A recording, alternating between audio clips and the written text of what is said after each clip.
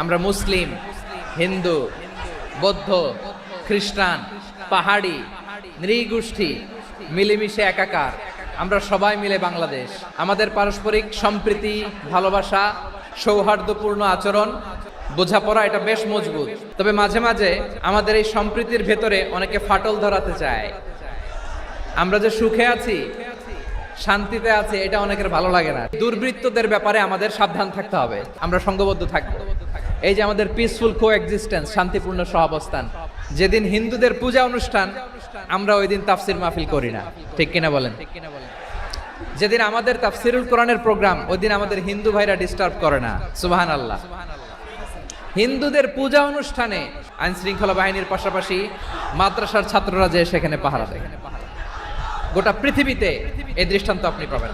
রব্বুল আলামিন বলেন, গোলাম ও আমার ইমানদার বান্দারা, শোনো শোনো, লা তাসুবুল্লাযীনা ইয়াদউনা মিন দুনিল্লাহ ফায়াসুবুল্লাহা আদওয়াম বিগাইরি ইলম। ও আমার বিশ্বাসী বান্দারা, যারা আল্লাহকে ব্যতি রেখে দেব দেবীর পূজা করে, তোমরা খবরদার তাদের গালি দিও না। যদি ওই দেবতাদেরকে গালি দাও, তাহলে ভুলবশত, শত্রুতাবশত তারা তোমাদের রব আল্লাহকে গালি দেবে, ঠিক কিনা? কোনো ধর্মকে ছোট করা যাবে না। অন্য ধর্মকে ছোট করা মানে ইসলামকে ছোট করা। আর অন্য ধর্মের দেবতাকে যদি আপনি গালি দেন, ওরা ইসলাম থেকে দূরে সরে যাবে। যাও ইসলামের প্রতি আকৃষ্ট হয়েছিল, আর কোনোদিন ইসলামের ধারে কাছে আসবে না। আওয়াজ করে বলেন ঠিক কিনা? এজন্য কখনো কোনোদিন অন্য ধর্মের দেবতাদেরকে গালি দেয়া যাবে না।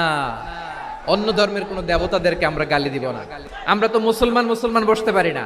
আমরা দুই মুসলিম ভাই একসাথে বসে চা খেতে পারি না, গল্প করতে পারি না। বিষ্ণু ইসলাম মুশরিকদের সাথে ট্রিটি করেছেন, হুদাইবিয়ার সন্ধি। এটাকে বলে সুলহে হুদাইবিয়া, the peace agreement of Hudaibiya, শান্তি চুক্তি। মদিনায় যে বিষ্ণু ইসলাম মদিনা চার্টার করলেন, মদিনা সনদ। যে ওয়েস্টে, ইউরোপে, আমেরিকাতে তারা অনেক চার্টার করে, এই সব চার্টার মদিনা চার্টার থেকে কপি করা। আওয়াজ করে পড়েন সুবহানাল্লাহ। তাহলে অন্য ধর্মের প্রতি সব সময় ইসলাম সহনশীল, টলারেন্স।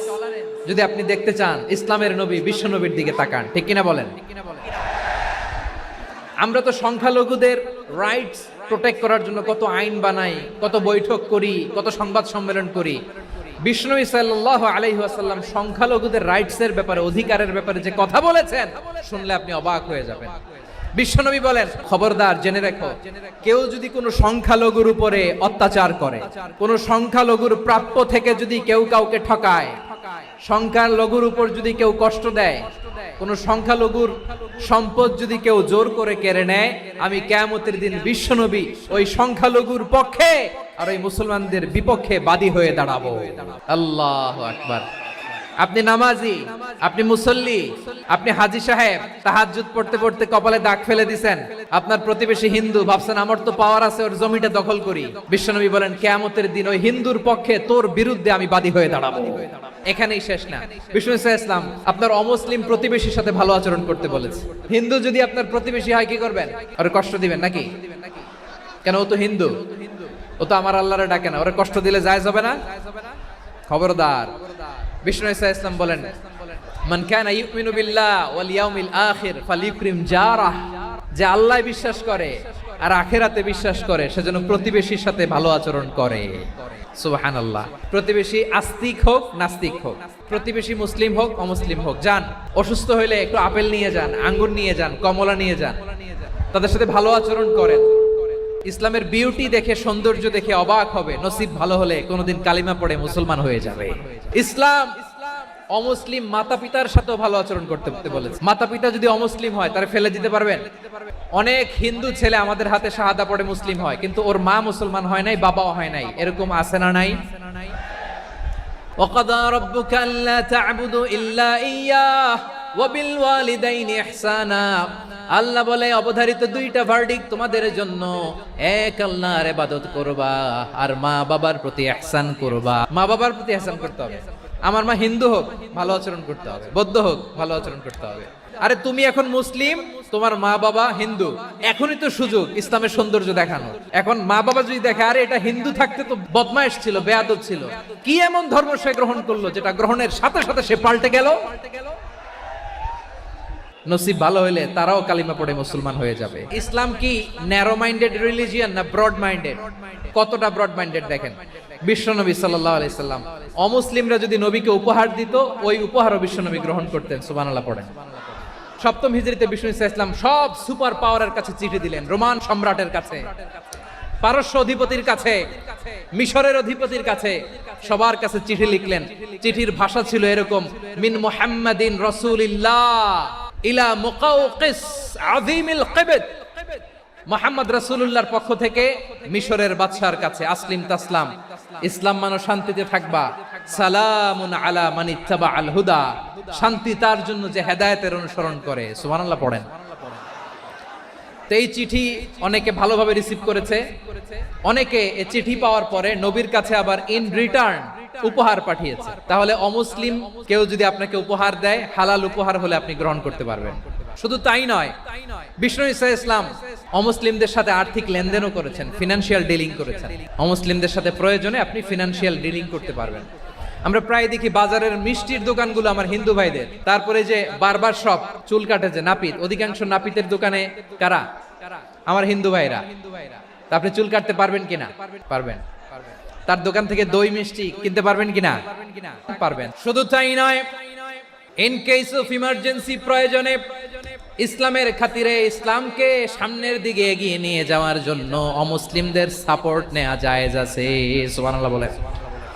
অমুসলিমদের সাপোর্ট নেয়া, তাদের থেকে অর্থ নেয়া, পলিটিক্যাল সাপোর্ট, পলিটিক্যাল অ্যাসাইলাম নেওয়া জায়েজ আছে।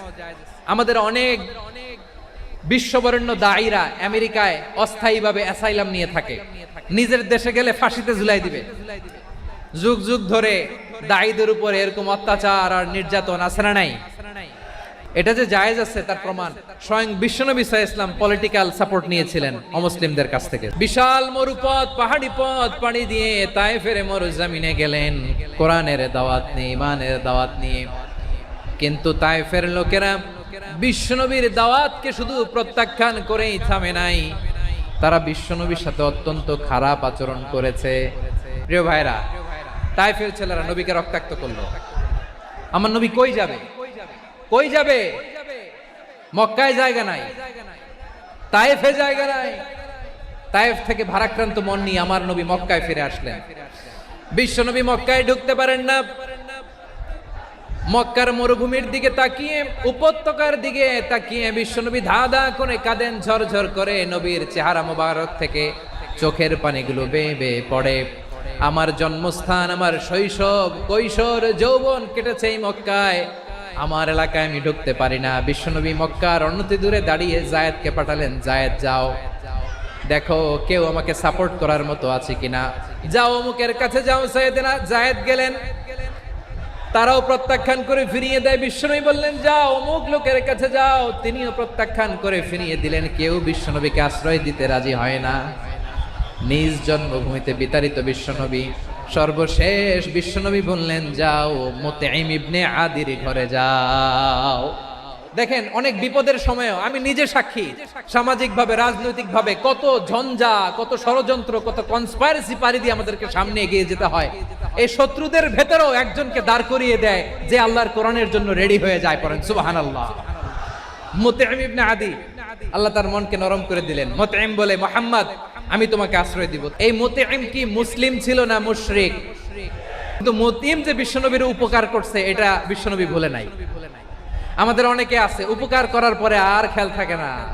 এজন্য অমুসলিম হইলেই তারা আমাদের শত্রু নয়। আমাদের পুঁজি ভালোবাসা। এই ব্রড মাইন্ডেড হৃদয় নিয়ে, ভালোবাসা দিয়ে আমরা বিশ্ব জয় করতে চাই। রাজি আছেন? আল্লাহ কবুল করুক। আমরা সবাই পড়ি আমিন।